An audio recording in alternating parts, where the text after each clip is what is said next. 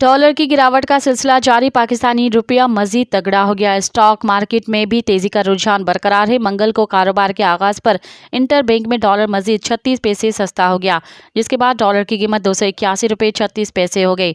दूसरी जानिब stock market में कारोबार का मिस्बत आगाज हुआ। पाकिस्तान स्टॉक एक्सचेंज के 100 इंडेक्स में 437 पॉइंट्स का इजाफा रिकॉर्ड किया गया, जिसके बाद इंडेक्स 65,109 पॉइंट्स पर पहुंच गया।